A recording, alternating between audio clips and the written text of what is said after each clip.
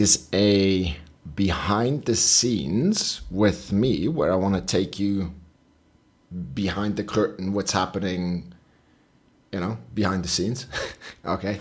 And it is about the new No-Nag Method.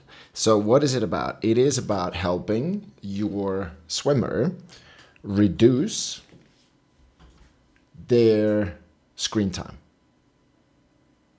That's what this is.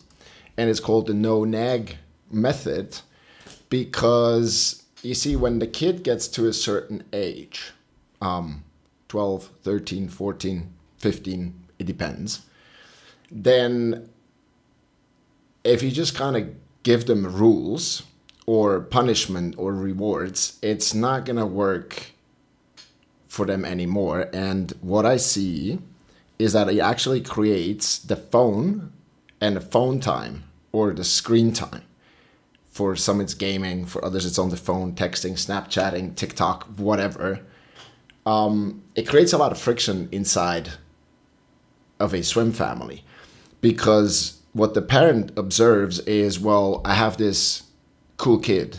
It's pretty talented. They put in a lot of work.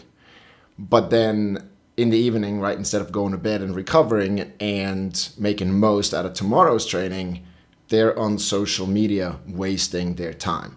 And I have a very big interest, and I would say it's becoming a passion of mine to help people reduce screen time. Like, I'm doing that with myself, and we're doing it with our swimmers, but I also have a lot of conversation with adults, and pretty much everybody seems to agree these days, even the kids, that, I spend too much time on social media. It's true. And so the question is, why are they on social media so much? Because interestingly, when I speak, this is 100% true, right? I haven't met a swimmer. When I ask them a question, it's like, okay, in terms of screen time, are you happy with your screen time, or do you feel like you're spending too much time on your phone, on your computer, on your TV? And all of them will say, yeah, it's a bit too much, right? And if they're not really ready to admit that, I'll just have them take out the phone, go into settings, and they'll go, 25 hours on social media last week. Oops. Right? And so the numbers, if we do something every day, it doesn't look so scary because it's only an hour a day or it's only 2 hours a day, right? But if you add up the time over the weeks, over the months, over the years, you get to crazy numbers. And that's why I think it's so important, because let's say somebody spends, let's just say, only 10 hours a week, which is not that much, 10 hours a week. And that is 40 hours in a month. And that is times 12. That's like 500 hours in a year where I'm on social media and I'm just watching, consuming what the algorithm is feeding me, and is specifically designed to glue me to my phone.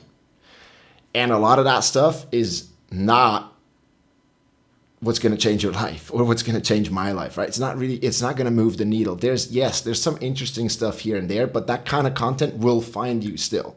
Okay, but there's so much crap and there's this endless scrolling and all that. And so we all agree we're on our phone too much. So why don't we change it? And so that's why I built this guide, because it comes down to understanding a couple of things. So let me just give you a sneak peek here. So, and this is in the making, but it's a No-Nag method. It is a 7-day kind of challenge, if you want. And then everything is explained here. So you clear the lane. So we change the environment, not the kid. Okay, it is all backed on research. So what I did, because I like this so much, is I locked myself in a room. I didn't lock myself in a room. I went outside of my house so that the kids couldn't interrupt. And I started researching. What is the research saying? Because there's a lot of parenting advice. There's a lot of research out there. So the things that are in this guide, in this interactive challenge that we're building, it's going to be the most effective way for swim families to actually get this done. I will say one thing, is that I actually want to prove something to the swim parents that most of them intuitively understand and they agree with. But when I see it, how the swim parents act, there's a gap, and it's this. I believe, and I think I know, that one of the most important reasons, if not the most important reason, why we're so successful with Swimpros and helping these swimmers and the swim families is because when I say something or when Yule says something, it lands differently for them. Why? Because I'm not their dad, right? I'm somebody from the outside. And on top of that, Yule and I, we have kind of done what it is that a lot of them want to do, which is, for example, being in a national team or going to the Olympics or getting a national record, right? Training in the US at one of the best colleges in the world. So in a way, they kind of look up to us, maybe, right? In a way, like they respect us and they trust us to some extent, which obviously is going to build over time as we get good results together. But as long as your values as a swim parent and our values as the coaches are aligned, then we're going to say pretty similar stuff, but the way we say it might be better. And then also, it's just that we're not their dad or their mom, right? And it's putting us it's giving us a unique situation where we can positively have a positive influence on the swimmers. Not manipulation. It's very important to distinguish between manipulation and helping them change. Because manipulation goes against their will. And if you're like super clever and, you can do some subconscious tricks and all that, and you could manipulate somebody into changing their behavior, which is exactly not what we want to do, because manipulation is for losers. What we want to do is we want to identify with the child what need does the screen time satisfy or fulfill for you, right? So that could be the need for distraction. It could be the need to regulate stress. It could be the need to not feel alone, feel connected when they're texting, the need for fun, like whatever. And it's going to be very individual, but it's important to know, right? So it's important what the social media is giving them, because if it wouldn't give them something consciously or subconsciously, then there's really no reason to actually do that, right? But it's giving them something. And so we want to find out what that is, because then what we want to do is we want to change the environment in the sense that we replace. So if they're looking for fun and they're gaming, so maybe they could go to a trampoline place with their friends or something, right? We're trying to find something that is replacing that fun that they're looking for, but is actually something that would benefit them in their social life, around a hobby or just movement or recovery, like whatever it is.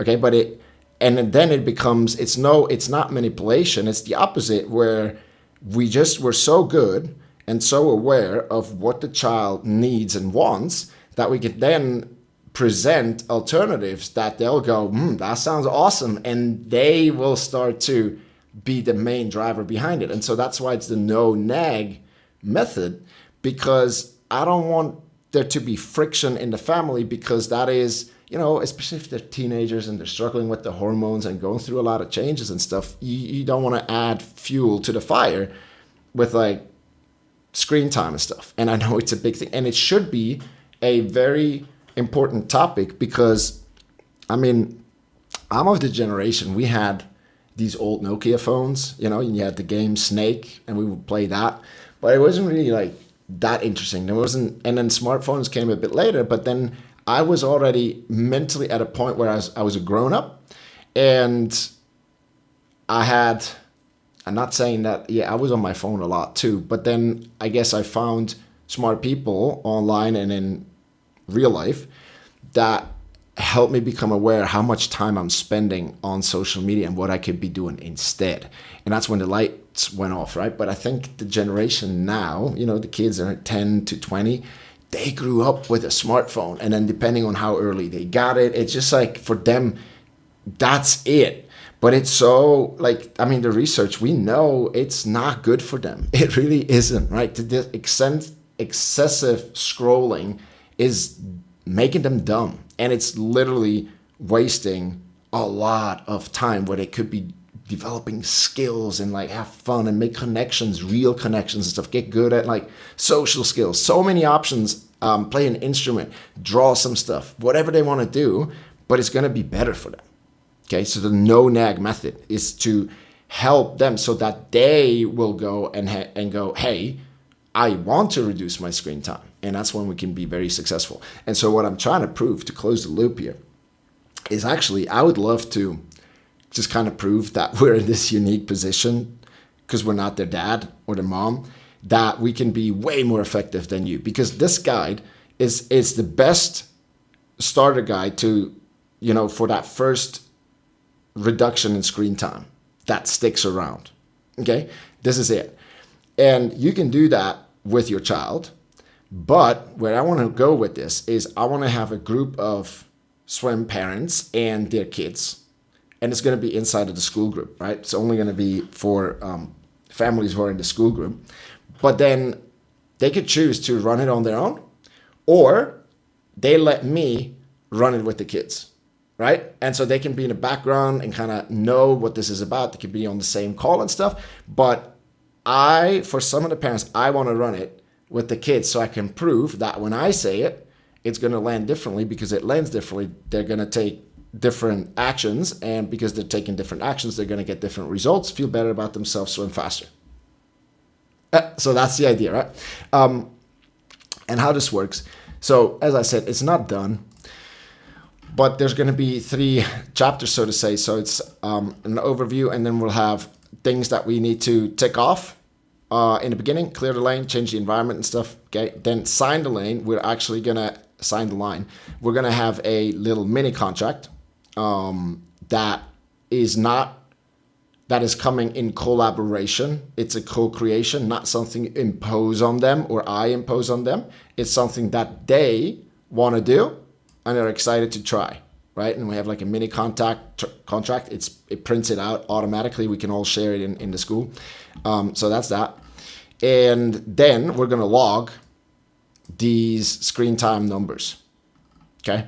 And we're going to track other things as well. So we're going to do in day 0 and then day 7. And then obviously it will continue, but these are the first 7 days. And what we want to track is the screen time, the sleep, and then morning energy, which is subjective.